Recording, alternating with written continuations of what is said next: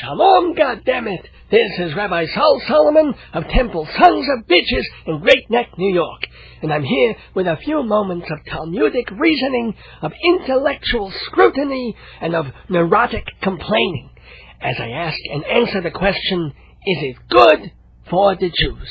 And tonight, the Jeopardy reply that we give to that $2,000 question is Chanukah, the Festival of Lights, the second happiest holiday on the Jewish calendar. Is Chanukah good for the Jews? Now, on a surface level, the answer is yes, of course it's good for the Jews. What, are you stupid? It's 8 days of presents, you get to light candles, sing songs, eat latkes, and we commemorate how a small band of Hebrews, led by Judah Maccabee, took back the great temple from the Syrians and the Greeks. When they got to the synagogue, it was all defiled. It was worse than a Shriners' convention at the Holiday Inn. Everything was smashed and broken. There were pigs being roasted on sacrificial altars. The garments of the high priests were all shredded and used for sexual handcuffs and tampons. All right, that part may be an embellishment, but goddammit, it was a mess. So, the Maccabees are looking around the remains of the Holy Temple, and they don't know where the hell to start first. And for a minute, they think, oh, let's call Merry Maids. And then they realize Merry Maids would not be incorporated for another 2,000 years. And besides, they don't really do that good a job anyway. So, the priests have to clean up the temples themselves. And most of all, they have to relight the great lantern. But there's no oil. OPEC has an embargo, and the little oil they find is impure. It's made of hog fat and cow manure and chicken semen, which burns very bright with the smell. So they go looking desperately for some pure olive oil. But Popeye won't give her up, so they are in deep shiksa. But one Maccabee notices a secret hiding passage, and in there is a jug with a couple of drops of sanctified lantern oil. They light it up, expecting it to last half a day, maybe a day. Instead, it lasts for 8 days. The light bill was tremendous, but imagine the joy and wonder at witnessing this miraculousness. And so, we celebrate Chanukah for 8 full celebratory days of celebration. And this is good for the Jews, because we live our lives in such nervousness and misery and fear that to have a week when we can let our beards down, and it's a machaya, if you know what I'm saying. However, nothing exists in a vacuum. Well, maybe Donald Rumsfeld, but other than him, everything functions within the context of the outer world. And so, in America, Chanukah can't just stand alone and be its own minor but delightful Jewish festival, because it happens to fall within the same month as, you should pardon the expression, Christmas. Now understand, the Goyim mean well. They realize they're in a bind because they're Christians living in a country that has to be open to every other religion, whether they like it or not.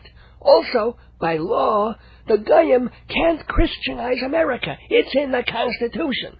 They have to tolerate us, and for the sake of selling us crap, even make believe they like us. So what do?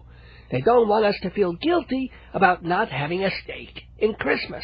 Here's this big, shiny holiday with a delicious meal and Christmas carols and Santa Claus and a big tree and expensive gifts and... Oh, that's it. I'm converting. Oh, just kidding. Chas v'chalil. But you can understand the appeal to our children, to anyone bombarded by the advertising and shop displays and music on the radio and good cheer. Let's face it, even on Chanukah, Jews are still vaguely worried and grouchy. It's in our nature.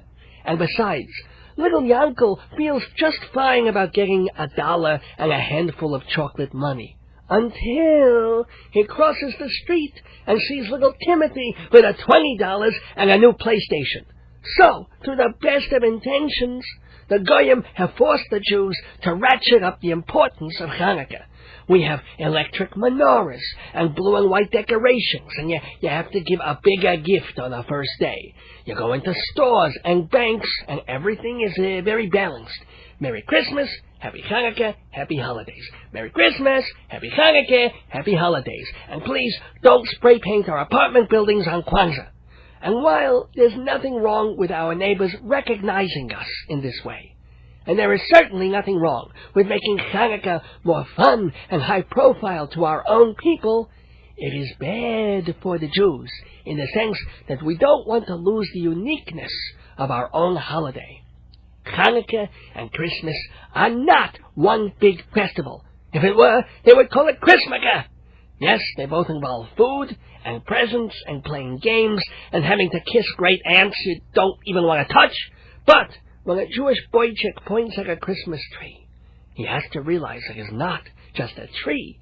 It's a symbol of something German, of all things, when St. Boniface cut down an oak tree and a fir tree sprang up out of it.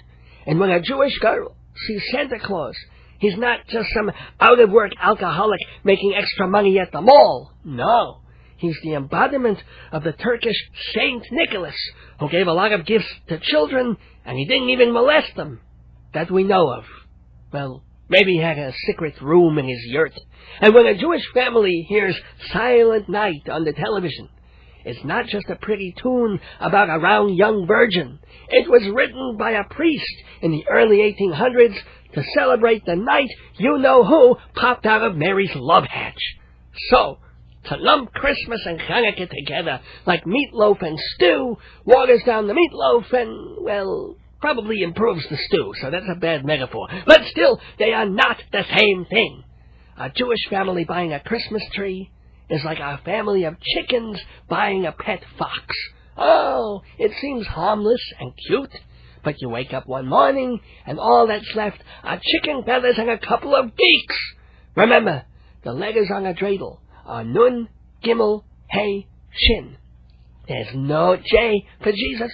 There's no C for Christmas. There's no C for Chanukah either, but that's different. Besides, it wouldn't be a C, it would be a Chet for the Chuch, but there's no Chuch on a dreidel either. Well, if there were, you would have to wipe it off with a napkin or something. Anywho, I think I've made my point, that Chanukah could and should be good for the Jews. But if you don't watch out, it could boomerang and backfire and burn you like hot wax when you hold the shamash tilted and it runs down your fingers. And it's not sexy like in the movies when, like, the naked chicks do the candle wax thing on their boyfriends. No, it's painful and disfiguring and messy. So, keep Christmas and Chanukah separate. If you walk under mistletoe, don't kiss nobody. Take a dump under it. If carolers come to your door on Christmas Eve, greet them with a vat of hot soup on their heads. And if you see a little drummer boy, kill him and use his blood for matzah. No, I'm kidding. That is an old, terrible stereotype. Jews do not use the blood of Christian children to make Passover matzah. I mean, if we did, it would be red, right? Or at least a little pink.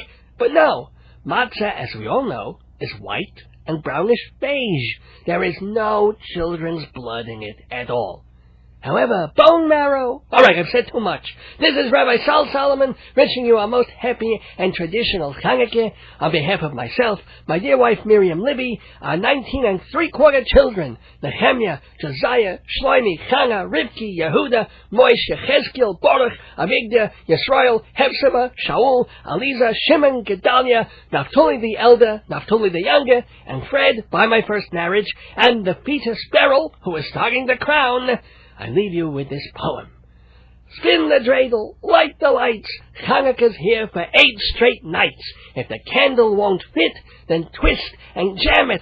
Chag Sameach to you. Good night, goddammit.